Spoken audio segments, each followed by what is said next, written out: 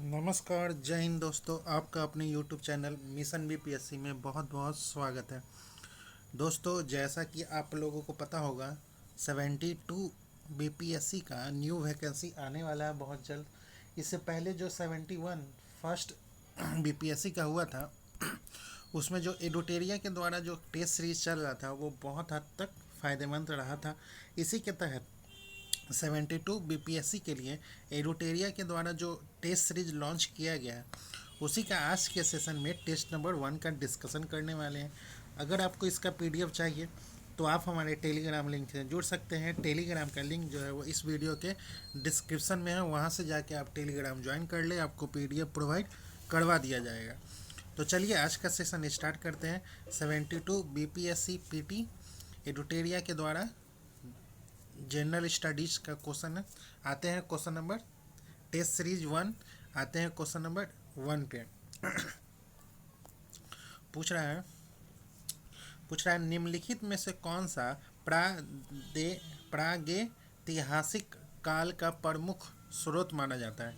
इनमें से कौन सा प्रागैतिहासिक काल का प्रमुख स्रोत माना जाता है। अभिलेख हुआ, या वेद पुराण हुआ, या गुफा चित्र हुआ, या विदेशी यात्रियों के विवरण हुआ।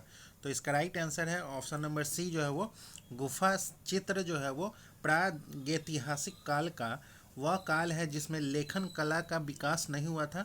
इसलिए इस काल की जानकारी लिखित स्रोतों से नहीं बल्कि पुरातात्विक साक्ष्यों से मिलती है। गुफा चित्र, पत्थर के औजार, हड्डियाँ, मिट्टी के बर्तन इस काल के प्रमुख स्रोत हैं। इसलिए गुफा चित्र को प्रागैतिहासिक काल का महत्वपूर्ण स्रोत माना जाता है।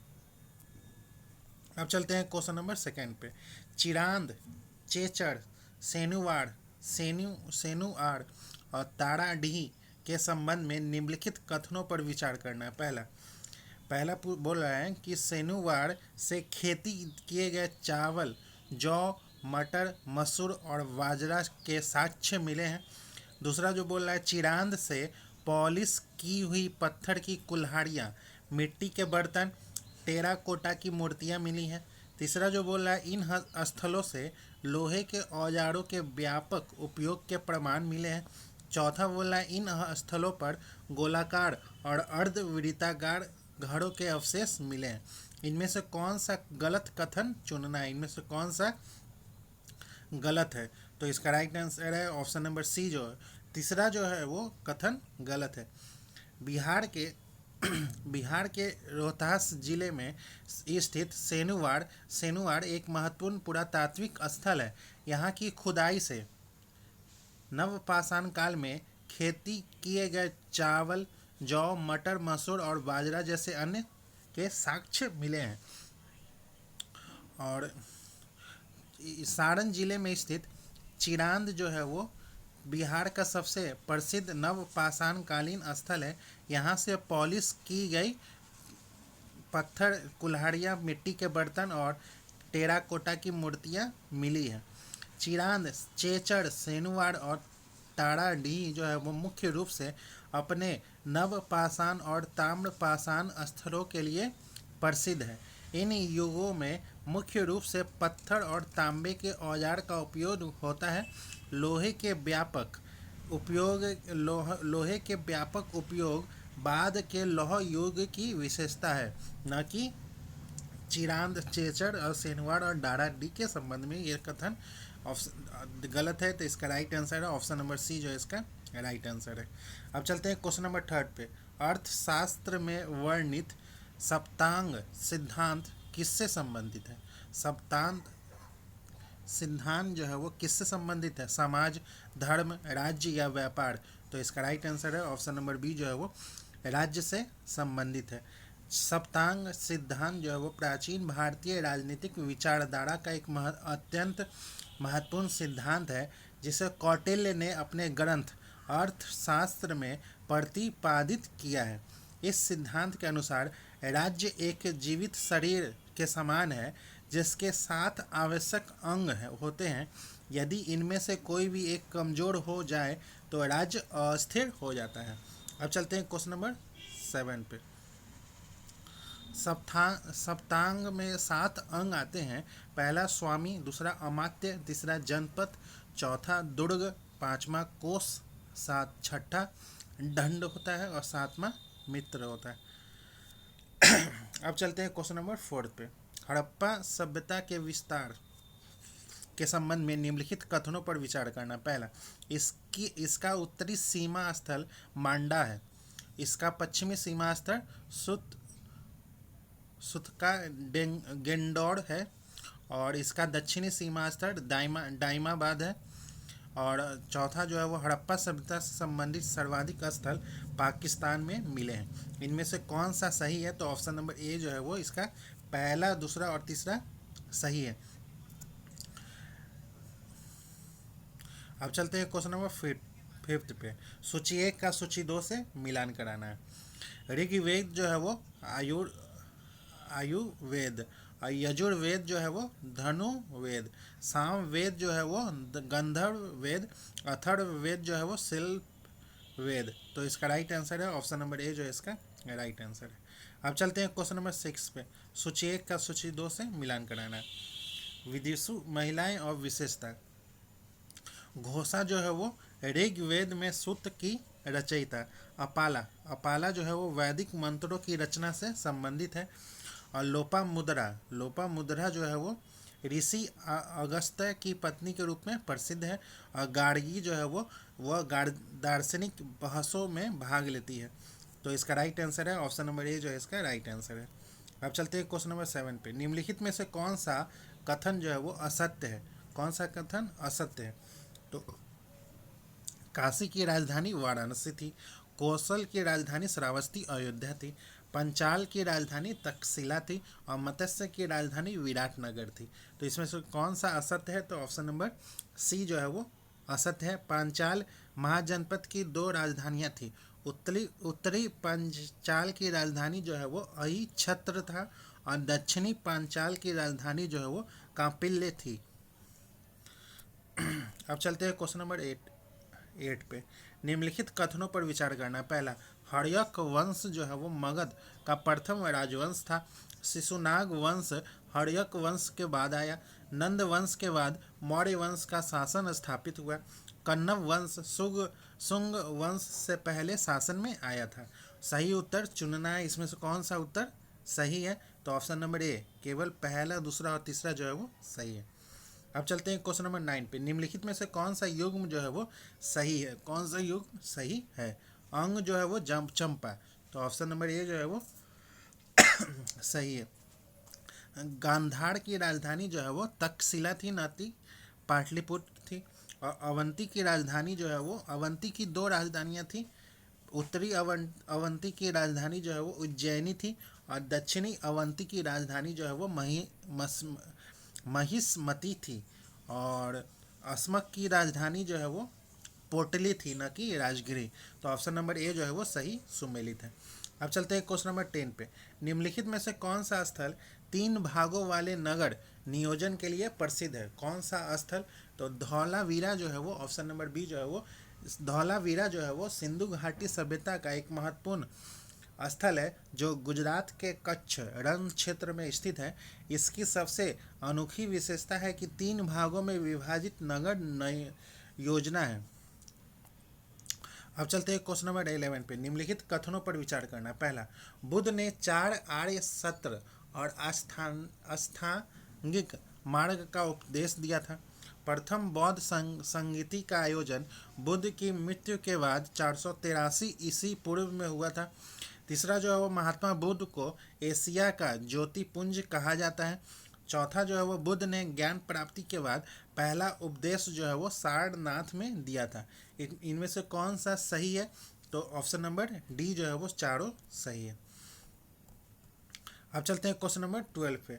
गांधार कला का उत्कर्ष जो है वो किसके शासनकाल में हुआ था? तो कुषाण के शासनकाल में गांधार कला का उत्कर्ष हुआ था। इसका उस उत्कर्ष जो है वो विशेष रूप से कनिष्क के नेतृत्व वाले कुषाण काल में हुआ था। कुषाणों का साम्राज्य मध्य एशिया से भारत तक फैला हुआ था। इस काल इस कारण यूनानी और भारतीय कला का मिश्रण संभव हुआ। अब चलते हैं क्वेश्चन नंबर 13 पे। बुद्ध के संबंध में निम्नलिखित कथनों पर विचार करना है। पहला, कमल और सांड जो है वो बुद्ध के जन्म से संबंधित प्रतीक माने जाते हैं। दूसरा जो है वो घोड़ा महाविनिष्क्रमण का प्रतीक है। तीसरा जो है वट वृक्ष बोधि वृक्ष ज्ञान प्राप्ति का प्रतीक है। चौथा जो है वो धर्म चक्र महापरिनिर्वाण का प्रतीक है। और पांचवा जो है पद चिन्ह बुद्ध के निर्गमन और उपस्थिति के प्रतीक माने जाते हैं। इनमें से कौन सा सही असत्य कथन का चयन करना है। इसमें से कौन सा असत्य है? तो ऑप्शन नंबर ए केवल चौथा जो है वो असत्य है, क्योंकि महात्मा बुद्ध के जन्म के प्रतीकों में कमल और सांड का ही मुख्य उल्लेख मिलता है।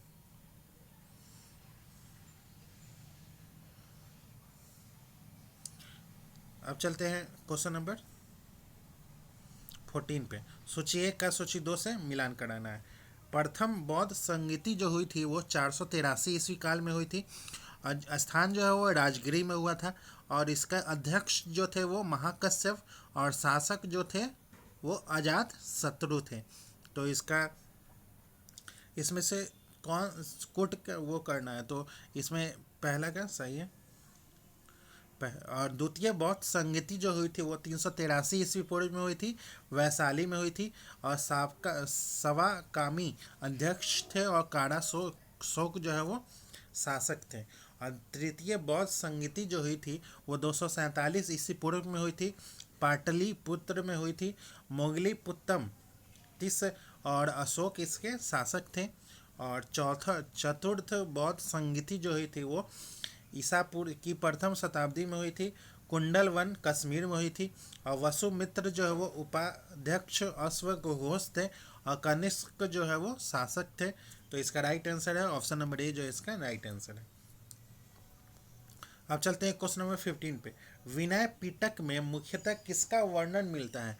विनय पिटक में किसका वर्णन मिलता है? तो संघ के नियम और विनियम का वर्णन मिलता है। ऑप्शन नंबर बी जो इसका राइट आंसर है। अब चलते हैं क्वेश्चन नंबर 16 पे। जैन और बौद्ध धर्म को भारतीय दर्शन के किस श्रेणी में रखा जाता है? जैन और बौद्ध धर्म को भारतीय दर्शन के किस श्रेणी में रखा जाता है? तो ऑप्शन नंबर बी जो है वो नास्तिक श्रेणी में रखा जाता है। अब चलते हैं क्वेश्चन नंबर 17 का सूची 1 का सूची 2 से मिलान कराना है।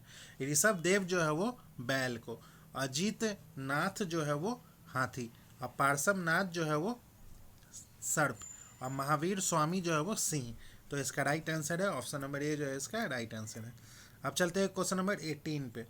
दिलवाड़ा का जैन मंदिर किस राज्य में स्थित है? दिलवाड़ा का जैन मंदिर जो है वो कौन से राज्य में स्थित है? गुजरात, मध्य प्रदेश, राजस्थान या बिहार? तो इसका राइट आंसर है ऑप्शन नंबर बी जो है वो दिलवाड़ा का प्रसिद्ध जैन मंदिर जो है वो राजस्थान के सिरहौरी जिले में स्थित माउंट आबू के पास बना हुआ है। इसका निर्माण जो है वो मुख्यतः 11वीं से 13वीं शताब्दी के बीच चालुक्य राजाओं के मंत्रियों विमर्शा और वस्तुपाल तेजपाल द्वारा कराया गया था।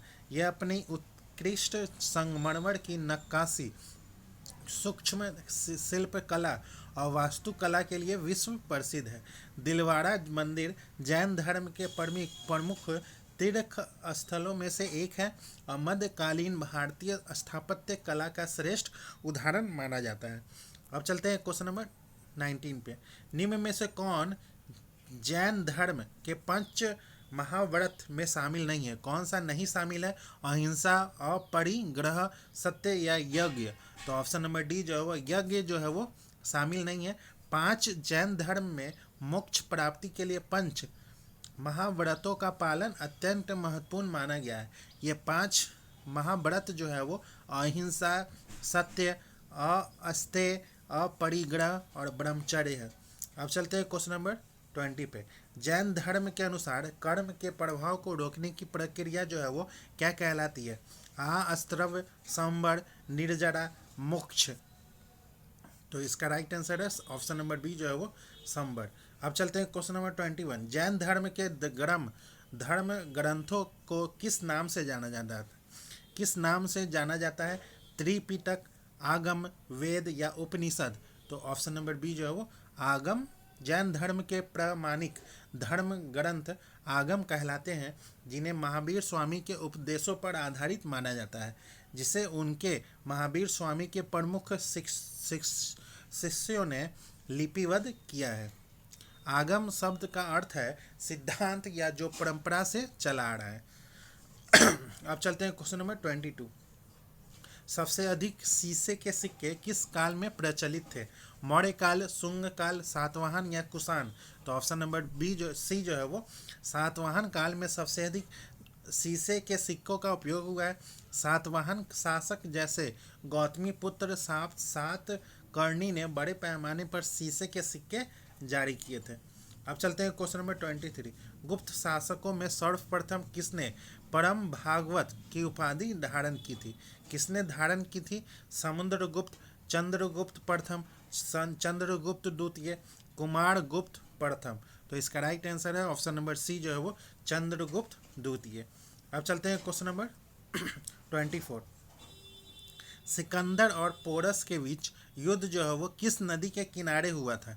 सिंधु, झेलम, ब्यास या सतलज? किस नदी के किनारे हुआ था? तो ऑप्शन नंबर बी जो है वो झेलम नदी के किनारे 326 ईसा पूर्व में सिकंदर और पोरस के बीच प्रसिद्ध युद्ध जो है वो झेलम नदी के किनारे हुआ था, जिसे यूनानी स्रोतों में बैटल ऑफ हाइडेस्पिस कहा गया है। पोरस इस क्षेत्र का स्थानीय शासक था और उसने सिकंदर का वीरतापूर्वक सामना किया था। अब चलते हैं क्वेश्चन नंबर 25। सिकंदर के आक्रमण के समय किस गणराज्य संघ ने यूनानी सेना का कड़ा प्रतिरोध किया था? किसने किया था? तो मल्लोई क्षुद्रक संघ। ऑप्शन नंबर बी जो इसका राइट आंसर है। अब चलते हैं क्वेश्चन नंबर 26।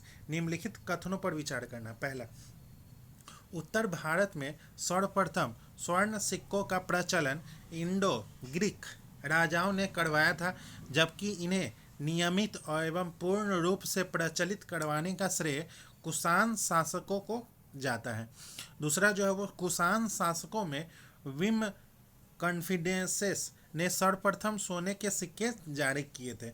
इसमें से कौन सा सत्य कथन का चयन करना है? तो इसमें से कौन सा सत्य है? तो ऑप्शन नंबर सी जो है वो पहला और दूसरा दोनों सही। अब चलते हैं क्वेश्चन नंबर 27।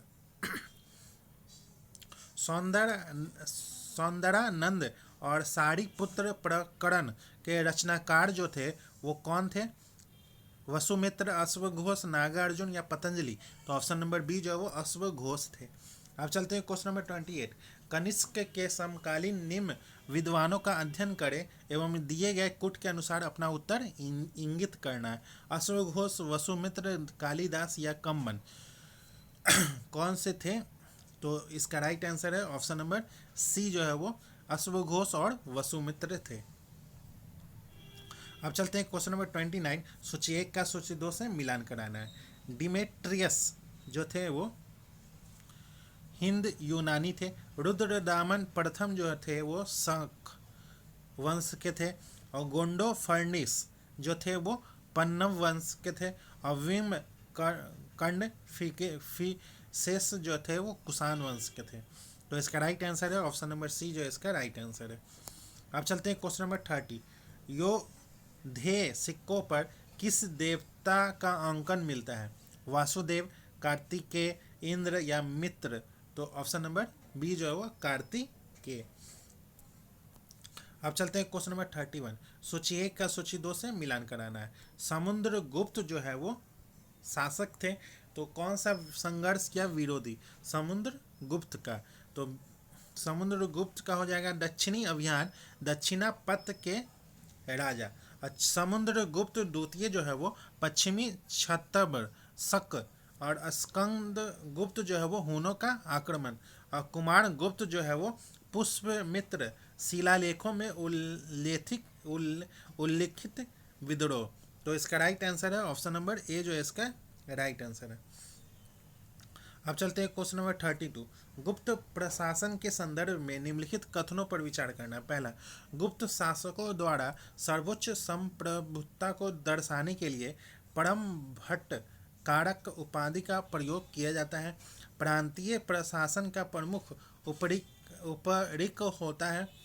और गुप्त प्रशासन अत्यधिक केंद्रीकृत था, जिसमें सामंतों की कोई भूमिका नहीं थी। उपरोक्त कथनों में से कौन सा कथन जो है वो सही है? कौन सा कथन सही है? तो ऑप्शन नंबर ए, केवल पहला और दूसरा कथन जो है वो सही है। अब चलते हैं क्वेश्चन नंबर 33। गुप्त काल के दौरान भूमि अनुदानों के संबंध में निम्नलिखित कथनों पर विचार करना। पहला, भूमि अनुदान अक्सर ब्राह्मणों और मंदिरों को दिए जाते हैं। दूसरा जो है वो इन अनुदानों के कारण मध्यस्थों के एक वर्ग का उदय हुआ है। तीसरा जो है वो भूमि अनुदानों में हमेशा प्रशासनिक और न्यायिक अधिकार शामिल नहीं होते हैं। इनमें से कौन सा कथन जो है वो सही है? तो ऑप्शन नंबर बी, केवल पहला और दूसरा जो है वो सही है। अब चलते हैं क्वेश्चन नंबर 34। सूची 1 का सूची 2 से मिलान कराना है। रघुवंशम जो है वो के लेखक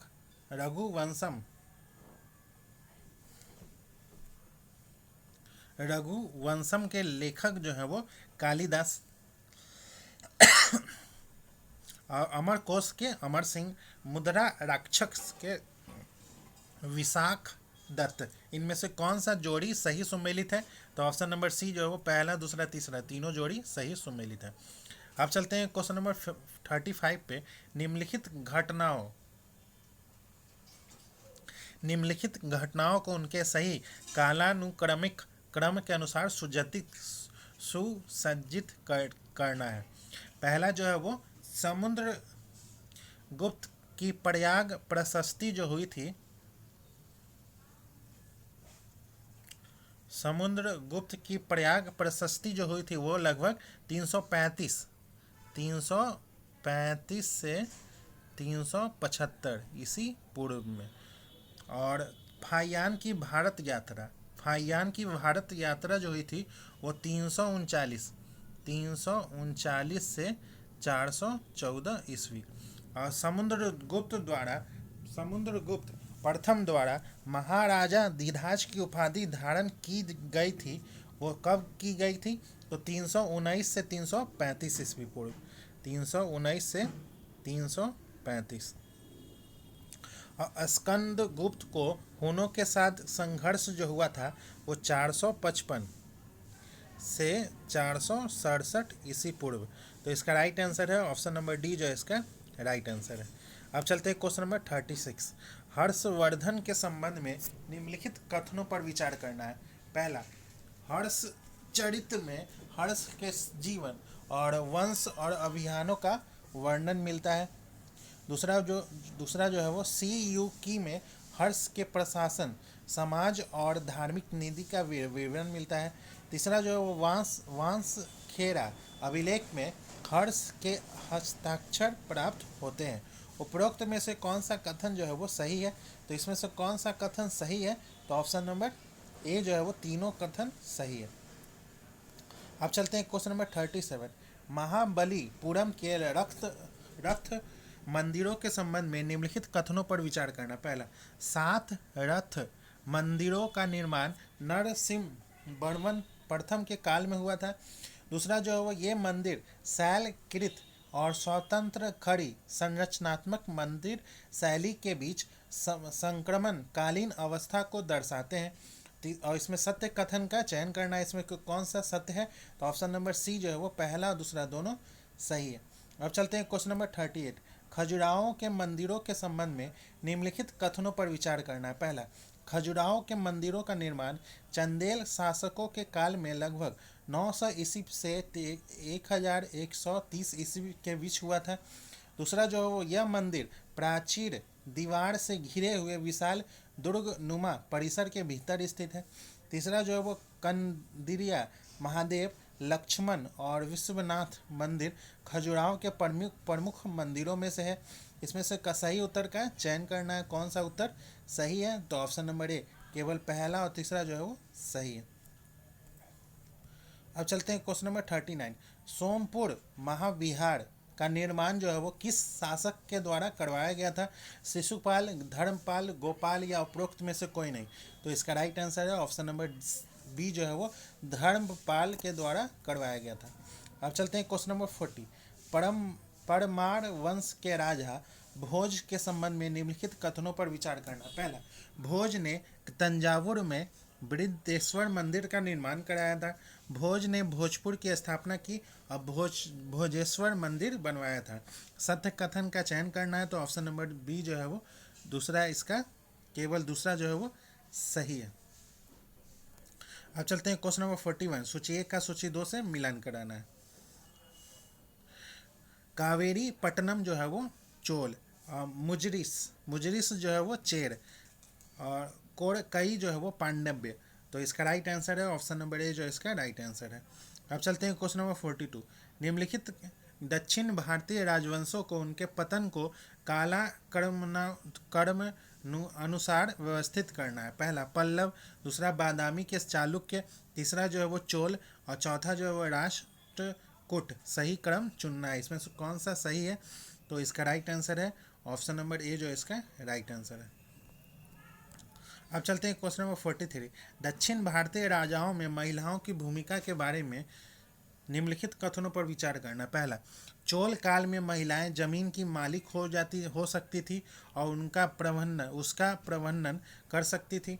दूसरा जो है वो चोल मंदिरों में देवदासी प्रथा जो है वो प्रचलित थी।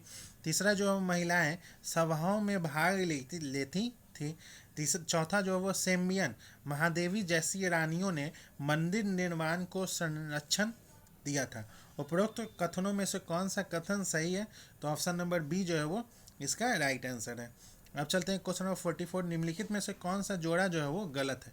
कौन सा जोड़ा गलत है? तो मृक्ष कटिकम जो है वो सुदरक, और स्वप्र वश दत्ता जो है वो भास, और कुमार संभव जो है वो कालिदास, ऋतु संहार जो वो वानवर्ड। तो ऑप्शन नंबर डी जो है वो गलत है। ऋतु संहार जो है वो कालिदास को दिया जाता है। अब चलते हैं क्वेश्चन नंबर 45। प्राचीन भारतीय ग्रंथों और उनके लेखकों के बारे में निम्नलिखित कथनों पर विचार करना है और गलत कथन चुनना है। इसमें से कौन सा गलत है? तो ऑप्शन नंबर डी जो है वो रत्नावली कालिदास के द्वारा लिखी गई थी, ये जो है वो गलत है। रत्नावली जो है वो एक संस्कृत नाटक है जिसका श्रेय हर्षवर्धन को दिया जाता है। अब चलते हैं क्वेश्चन नंबर 46। वज्जी संघ के साथ हुए युद्ध में रथ मूसल और महाशिल कंटक का प्रयोग किस शासक ने किया था? किस शासक ने किया था? तो ऑप्शन नंबर सी जो है वो अजात शत्रु ने किया था। अब चलते हैं क्वेश्चन नंबर 47। निम्नलिखित में से कौन सा शासक कवि राजा के रूप में प्रसिद्ध था? कवि राजा के रूप में कौन सा शासक प्रसिद्ध था? तो अमोघ वर्ष ऑप्शन नंबर ए जो इसका राइट आंसर है। अब चलते हैं क्वेश्चन नंबर 48। सूची 1 का सूची 2 से मिलान कराना है। उत्तरापद जो है वो तक्षशिला, और अवंती राष्ट्र जो है वो उज्जैनी, और कलिंग जो है वो तोसली, और दक्षिणापथ जो है वो सुवर्णा गिरी। तो ऑप्शन नंबर बी जो है इसका राइट आंसर है। अब चलते हैं क्वेश्चन नंबर 49। निम्नलिखित में से कौन मौर्य वंश का अंतिम शासक था? कौन सा मौर्य वंश का अंतिम शासक था? तो बृहत जो है वो ऑप्शन नंबर ए जो है वो मौर्य वंश का अंतिम शासक था। अब चलते हैं क्वेश्चन नंबर 50। निम्नलिखित कथनों पर विचार करना। पहला, अशोक के शिलालेख की खोज 1750 ईस्वी में प्रोपादेत्री फेंडेर ने की थी। अशोक के 13वें शिलालेख में कलिंग युद्ध का वर्णन मिलता है। तीसरा जो है वो अशोक का सबसे छोटा स्तंभ लेख जो है वो रुमनी देई में है। इन उपरोक्त में से कौन सा सही है? तो ऑप्शन नंबर डी सभी सही है। अब चलते हैं क्वेश्चन नंबर 51। 712 ईस्वी में सिंध पर अरबों के आक्रमण के समय वहाँ का शासक जो था वो कौन था? वहाँ का शासक कौन था? तो दाहिर जो है वो ऑप्शन नंबर बी जो है वो वहाँ का शासक था। अब चलते हैं क्वेश्चन नंबर 52। सिहाबुद्दीन मोहम्मद गौरी ने 1175 ईस्वी में भारत पर पहला आक्रमण किस राज्य के खिलाफ किया था? मुल्तान, गुजरात, पंजाब या सियालकोट। तो इसका राइट आंसर है ऑप्शन नंबर ए जो है वो मुल्तान के खिलाफ किया था। अब चलते हैं क्वेश्चन नंबर 53। दिल्ली की कुव्वत उल इस्लाम मस्जिद का निर्माण किसने कराया था? इल्तुतमिश, बलबन, कुतुबुद्दीन ऐबक या अलाउद्दीन खिलजी ने? तो ऑप्शन नंबर बी जो है वो कुतुबुद्दीन ऐबक ने करवाया था। अब चलते हैं क्वेश्चन नंबर 54। सल्तनत काल में बाजार नियंत्रण प्रणाली किसने प्रारंभ की थी? अलाउद्दीन खिलजी, सिकंदर लोदी, मोहम्मद बिन तुगलक या फिरोज शाह तुगलक? तो इसका राइट आंसर है ऑप्शन नंबर ए जो है वो अलाउद्दीन खिलजी ने। अब चलते हैं क्वेश्चन नंबर 55। 1333 ईस्वी में अफ्रीकी यात्री इब्ने बतूता के भारत आगमन के समय दिल्ली में किस सुल्तान का शासन था? अलाउद्दीन खिलजी, गयासुद्दीन तुगलक, मोहम्मद बिन तुगलक या उपरोक्त में से कोई नहीं? तो ऑप्शन नंबर सी जो है वो मोहम्मद बिन तुगलक। अब चलते हैं क्वेश्चन नंबर 56। सैयद वंश की स्थापना जो है वो किसने किया था? सैयद वंश की स्थापना जो है वो खिंज खां ने किया था। ऑप्शन नंबर ए जो है वो इसका राइट आंसर है। अब चलते हैं क्वेश्चन नंबर 57। निम्नलिखित कथनों पर विचार करना। पहला, 1504 ईस्वी में बहलोल लोधी ने आगरा शहर की स्थापना की थी। गुल रुखी शीर्षक से फारसी कविताएं लिखने वाला सुल्तान जो है वो सिकंदर लोधी था। उपरोक्त में से कौन सा कथन जो है वो सही है? तो ऑप्शन नंबर बी जो है वो केवल दूसरा कथन जो है वो सही है। अब चलते हैं क्वेश्चन नंबर 58। सूची 1 का सूची 2 से मिलान कराना है। संगम वंश जो है वो हरियर एवं बुक्का, और सालुब वंश जो है वो सालुब नरसिंह, और तुलुब वंश जो है वो वीर नरसिंह, और अराविदु वंश जो है वो तिरुमल देव राय। तो इसका राइट आंसर है ऑप्शन नंबर ए जो इसका राइट आंसर है। अब चलते हैं क्वेश्चन नंबर 59। कृष्ण देव राय के शासन काल में अष्ट दिग्गज किसे कहा गया है? अष्ट दिग्गज जो है वो किसे कहा गया है? तो तेलुगु भाषा के 8 महान कवियों को अष्ट दिग्गज कहा गया है। ऑप्शन नंबर सी जो इसका राइट आंसर है। अब चलते हैं क्वेश्चन नंबर 60। दिल्ली सल्तनत के अधीन प्रांतों में के अतिरिक्त सीधे केंद्रीय नियंत्रण वाला खालसा क्षेत्र होते थे। इसका प्रधान निम्नलिखित में से कौन था? तो सहाना जो है वो इसका प्रधान होता था। ऑप्शन नंबर सी जो इसका राइट आंसर है। अब चलते हैं क्वेश्चन नंबर 61। सूची 1 का सूची 2 से मिलान कराना है। तो दीवान ए मुश्त खराज जो है वो अलाउद्दीन खिलजी, और दीवान ए अर्ज जो है वो बलबन, और दीवान ए खैरात जो है वो फिरोज शाह तुगलक, और दीवान ए खोई जो है वो मोहम्मद बिन तुगलक। तो ऑप्शन नंबर सी जो है इसका राइट आंसर है। अब चलते हैं क्वेश्चन नंबर 62। सल्तनत काल में विकसित स्थापत्य कला की प्रमुख विशेषता जो थी वो क्या थी? तो भारतीय एवं पर्शियन शैलियों का मिश्रण था। ऑप्शन नंबर सी जो है इसका राइट आंसर है। अब चलते हैं क्वेश्चन नंबर 63। इल्तुतमिश द्वारा गठित चालीसा या तुर्कान ए चहलगामी संबंधित था। किससे संबंधित था? तो सुल्तान द्वारा गठित 40 प्रमुख तुर्की दहासों एवं उच्च कुल के गैर तुर्की अधिकारियों के समूह से। ऑप्शन नंबर सी जो इसका राइट आंसर है। अब चलते हैं क्वेश्चन नंबर 64। तारीख ए फिरोज शाही किसके द्वारा लिखी गई थी? तारीख ए फिरोज शाही जो है वो किसके द्वारा लिखी गई थी? तो शम्स ए सिराज के द्वारा लिखी गई थी। ऑप्शन नंबर डी जो इसका राइट आंसर है। अब चलते हैं क्वेश्चन नंबर 65। कश्मीर का अकबर जो है वो किसे कहा जाता है? कश्मीर का अकबर जो है वो जैन उल आबदीन को कश्मीर का अकबर कहा जाता है। ऑप्शन नंबर सी जो इसका राइट आंसर है। अब चलते हैं क्वेश्चन नंबर 66। निम्नलिखित में से कौन सा एक सही सुमेलित नहीं है? कौन सा एक सही सुमेलित नहीं है? बीजापुर जो है वो आदिल शाह, अहमदनगर जो है वो मलिक मोहम्मद था, न कि बरीद शाही था, और बराड़ जो है वो इमाद शाही, और गोलकुंडा जो है वो कुतुब शाही। तो ऑप्शन नंबर बी जो है वो सही सुमेलित नहीं है। अब चलते हैं क्वेश्चन नंबर 67। भक्ति आंदोलन को दक्षिण भारत से लाकर उत्तर भारत तक प्रचारित करने का श्रेय जो है वो किसे जाता है?